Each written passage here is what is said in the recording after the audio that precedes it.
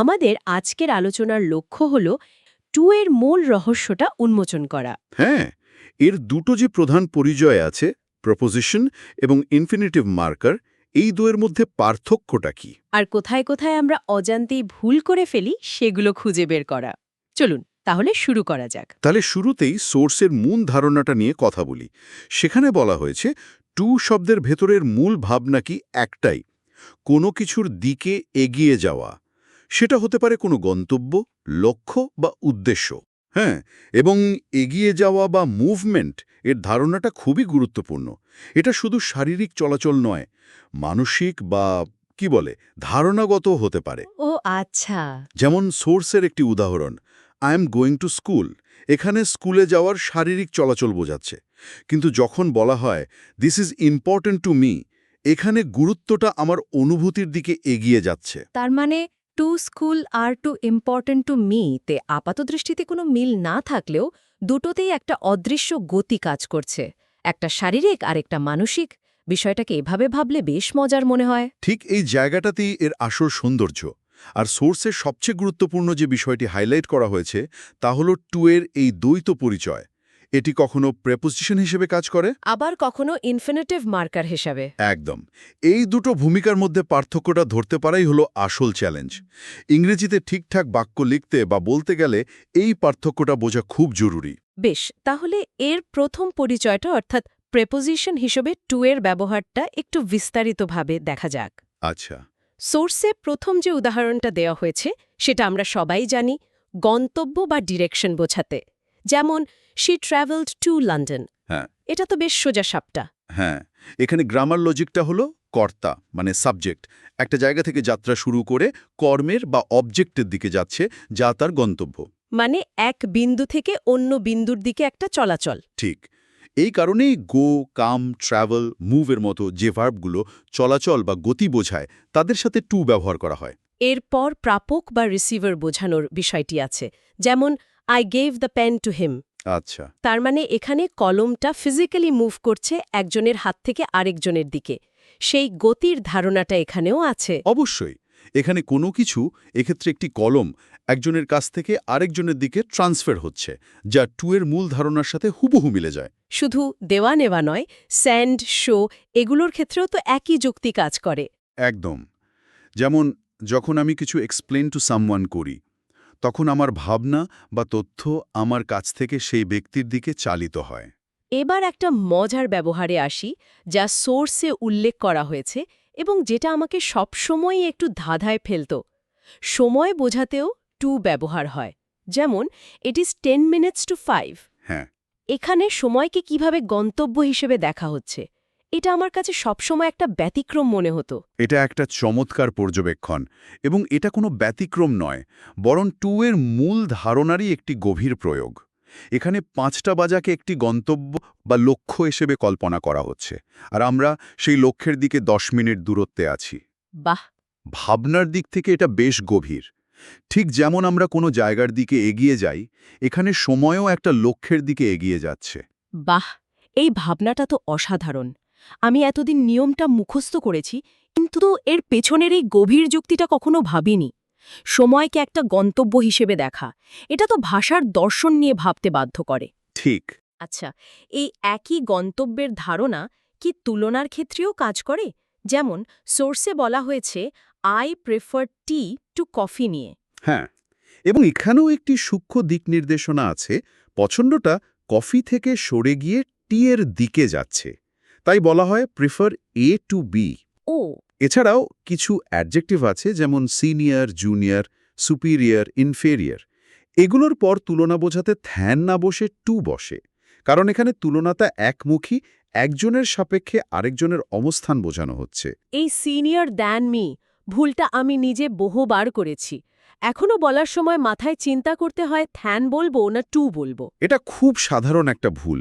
সোর্সে এই ভুলটার কথা বিশেষভাবে উল্লেখ করা হয়েছে, কারণ এটা খুব বেশি দেখা যায়। এই নিয়মটা একবার মাথায় গেঁথে গেলে আর সমস্যা হয় না। একদম। এছাড়াও সম্পর্ক, ধরুন কাইন্ড টু দ্য পুয়ার বা সীমা, যেমন ফ্রম 5 টু 10 বোঝাতেও প্রেপোজিশন টু ব্যবহৃত হয়। সব ক্ষেত্রেই ওই মুভমেন্ট টুয়ার্ডস আ গোলের ধারণাটা কিন্তু অটুট। এদিকে বা উদ্দেশ্যর ধারণাটা খুব শক্তিশালী, কিন্তু আমি একটা উদাহরণ নিয়ে ভাবছি যা সোর্সেও আছে। She came to help me. এখানে তো সে কোনো জায়গার দিকে আসছে না, বরং একটা কাজ করতে আসছে। হুম তাহলে এখানে টু এর ভূমিকাটা কি বদলে যাচ্ছে? এখানে টু এর পরে তো কোনো নাউন বা প্রোনাউন নেই, আছে একটা ভার্ব। ঠিক এই প্রশ্নটাই আমাদের টু এর দ্বিতীয় পরিচয়ের দরজায় নিয়ে আসে। এখানেই এর অত্যন্ত গুরুত্বপূর্ণ ভূমিকাটি আসে, ইনফিনিটিভ মার্কার হিসেবে। আচ্ছা। যখন টু এর পরে কোনো নাউন বা প্রোনাউন না বসে ভার্বের মূল রূপ মানে বেস ফর্ম বসে, যেমন to go, to read, to understand, তখন এটি আর প্রপোজিশন থাকে না। টু প্লাস ভার্ব মিলে একটি ইনফিনিটিভ তৈরি করে, যা একটি কাজ বা উদ্দেশ্যকে বোঝায়। তাহলে she came to help me এর অর্থ হল তার আসার উদ্দেশ্য ছিল সাহায্য করা। এখানে টু কোনো জায়গার দিকে নির্দেশ করছে না, বরং একটি কাজের দিকে নির্দেশ করছে। হেল্প করাটাই তার লক্ষ্য। একদম ঠিক। টু হেল্প এখানে একটি একক ধরনের হিসেবে কাজ করছে। এটি ব্যাখ্যা করছে কেন সে এসেছে। এই টুকে প্রেপোজিশন ভাবলে চলবে না। সোর্সে এর কিছু সাধারণ গঠন দেয়া আছে, যেমন ভার্বের পরে I want to learn English. তার মানে এখানে ওয়ান্টের পর যে কাজটা করতে চাই সেই কাজের দিকেই ইঙ্গিত করছে টু। হ্যাঁ, want, hope, decide, plan, try এই ধরনের ভার্বের পর প্রায়ই একটি ভবিষ্যৎ কাজের পরিকল্পনা বা ইচ্ছা প্রকাশ করার জন্য ইনফিনিটিভ ব্যবহার করা হয়। আমি শিখতে চাই, শেখার কাজটা এখনও বাকি আছে, ওটাই আমার লক্ষ্য। অ্যাডজেক্টিভের পরেও এর ব্যবহার দেখানো হয়েছে, যেমন this topic is easy to understand. এটা বেশ মজার। এখানে আন্ডারস্ট্যান্ড করার কাজটি ইজি। টু আন্ডারস্ট্যান্ড এখানে অ্যাডজেক্টিভ ইজিকে আরও নির্দিষ্ট করে তুলছে। কিসের জন্য সহজ? বোঝার জন্য। আর নাউনের পরেও ব্যবহার হয়, যেমন ইটস টাইম টু গো বা আ চান্স টু উইন। এখানেও উদ্দেশ্যটাই প্রধান। It's time for what? To go. ঠিক, এই প্রতিটি ক্ষেত্রেই টু কোনো জায়গার দিকে নির্দেশ না করে একটি কাজ করতে বা করার উদ্দেশ্যকে প্রকাশ করছে। ওয়ান্ট টু লার্ন মানে শিখতে চাওয়া। টাইম টু গো মানে যাওয়ার সময়। এখানে টু এবং ভার্ব মিলে একটি অবিচ্ছেদ্য অর্থ তৈরি করে। সব নিয়ম তো দেখলাম, কিন্তু ইংরেজি ভাষায় নিয়ম থাকলেই তার ব্যতিক্রম থাকবেই। থাকবেই। সোর্সে এই ধরনের মজার কিছু ব্যতিক্রমের কথা বলা আছে, তাই না? যেখানে টু ব্যবহারই হয় না। একে বলা হচ্ছে বেয়ার ইনফিনিটিভ। হ্যাঁ, এটা ইংরেজি ভাষার একটি অদ্ভুত কিন্তু আকর্ষণীয় দিক। মেক, লেটের মতো কিছু ভার্ব আছে যাদেরকে কজেটিভ ভার্ব বলে। এদের পর ইনফিনিটিভ ব্যবহার হলেও তার আগে টু বসে না। যেমন যেমন আমরা বলি হি মেড মি ক্রাই, কিন্তু he made me to cry বলি না। যদিও এখানে ক্রাই করাটা একটা কাজ বা ইনফিনিটিভ, কিন্তু টু এখানে অদৃশ্য বা উজ্জ্ব থাকে। তার মানে এখানে টু আছে কিন্তু অদৃশ্য। এটা কি শুধু এই কয়েকটি ভার্বের জন্য? সোর্সে কি এই বিষয়ে কিছু বলা হয়েছে? সোর্সে মূলত মেক এবং লেটের কথা বলা হয়েছে, তবে এছাড়াও হেল্প বা সি, হিয়ার, ওয়াচের মতো ভার্বস অফ পারসেপশনের পরেও বেয়ার ইনফিনিটিভ ব্যবহৃত হয়। যেমন I saw him leave, to leave নয়। কিন্তু এখানেও একটি চমৎকার মোড় আছে, যা সোর্সে উল্লেখ করা হয়েছে। বাক্যটি যদি প্যাসিভ ভয়েসে থাকে, তাহলে টু আবার জাদুর মতো ফিরে আসে। যেমন I was made to cry. ভাষার এই মারপ্যাচগুলোই সবচেয়ে মজার। ঠিক তাই। অ্যাক্টিভ ভয়েসে মেক মি ক্রাই, কিন্তু প্যাসিভ ভয়েসে ওয়াজ মেড টু ক্রাই। এই ছোট পরিবর্তনগুলোই ভাষাকে সমৃদ্ধ করে এবং শিক্ষার্থীদের জন্য কঠিনও করে তোলে। আচ্ছা, লেটের ক্ষেত্রেও কি একই নিয়ম? না, লেটের ক্ষেত্রে একটি ব্যতিক্রম আছে। এর প্যাসিভ ভয়েসেও টু আসে না, বরং এর পরিবর্তে অ্যালাউ ব্যবহার করা হয়। যেমন হি ওয়াজ অ্যালাউড টু গো বলা হয়, ওয়াজ লেট টু গো নয়। এর পাশাপাশি কিছু সাধারণ ভুলের তালিকাও দেওয়া হয়েছে, যেমন ডিসকাস, এন্টার, ম্যারি, রিচ। এই শব্দগুলোর পরে সরাসরি অবজেক্ট বসে, মাঝখানে টু এর প্রয়োজন নেই। কিন্তু এই ভুলগুলো তো খুব বেশি হয়। এগুলোকে ট্রানজিটিভ ভার্ব বলে, অর্থাৎ এদের কর্ম বা অবজেক্ট গ্রহণ করার জন্য কোনো প্রেপোজিশনের সাহায্যর প্রয়োজন হয় না। ভুলটা হয় কারণ এই ভার্বগুলোর বাংলা অনুবাদ করলে অনেক সময় একটা দিকে বা সাথে ভাব চলে আসে। ঠিক যেমন আমরা বলি বিষয়টি নিয়ে আলোচনা করা, তাই ডিসকাস অ্যাবাউট দ্য ম্যাটার বলার প্রবণতা দেখা যায়। কিন্তু সঠিক হল ডিসকাস দ্য ম্যাটার। কিন্তু আমার একটা প্রশ্ন ছিল, এন্টার ইন্টু অ্যান অ্যাগ্রিমেন্টের মতো প্রয়োগ তো আমরা প্রায়ই দেখি। তাহলে কি এন্টার শব্দের পর টু বা ইন্টু একেবারেই বসে না, নাকি এরও কোনো নিয়ম আছে? এটা একটা খুবই গুরুত্বপূর্ণ প্রশ্ন। সোর্সটি এখানে একটি সাধারণ নিয়ম দিয়েছে, তবে গভীরে গেলে দেখা যায় যখন এন্টার দিয়ে কোনো জায়গায় মানে ফিজিক্যালি প্রবেশ করা বোঝায় তখন কোনো প্রেপোজিশন লাগে না, যেমন এন্টার দ্য রুম। আর এন্টার ইনটু? কিন্তু যখন কোনো বিমূর্ত বা অ্যাবস্ট্র্যাক্ট অবস্থায় প্রবেশ করা বোঝায়, যেমন কোনো চুক্তি, আলোচনা বা নতুন অধ্যায়, তখন এন্টার ইনটু ব্যবহার করা হয়। যেমন এন্টার ইনটু আ ডিসকাশন বা এন্টার ইনটু আ কন্ট্রাক্ট।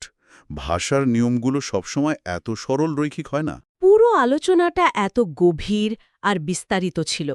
যদি সবটা এক জায়গায় আনতে চাই, তাহলে এই ছোট্টটি ও শব্দটার আসল শক্তিটা কোথায়? মূলত এর শক্তি তার দ্বৈত চরিত্রে এবং এর অন্তর্নিহিত দিকনির্দেশক স্বভাবে। সোর্সের সারসংক্ষেপ অনুযায়ী টিও একটি দিকনির্দেশক শব্দ যা সবসময় কোনো লক্ষ্য বা গন্তব্য বোঝায়। প্রেপোজিশন হিসাবে নাউনের দিকে? হ্যাঁ, গো টু স্কুল। আর ইনফিনিটিভ মার্কার হিসেবে এটি একটি ভার্ব বা কাজের দিকে নির্দেশ করে, যেমন কেম টু হেল্প।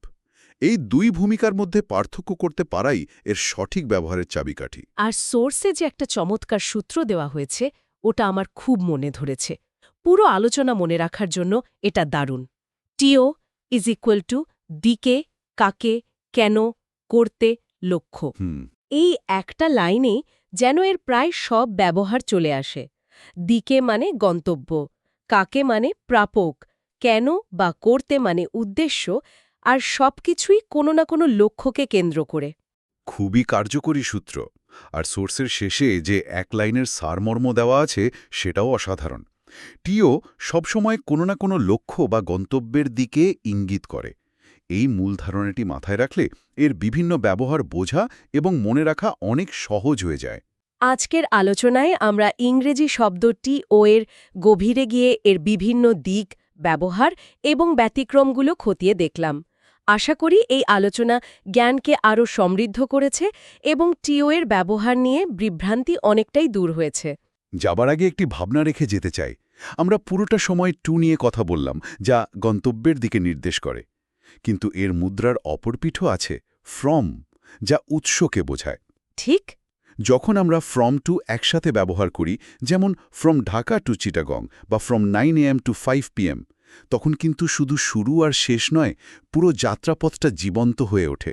বাহ, সুন্দর ভাবনা।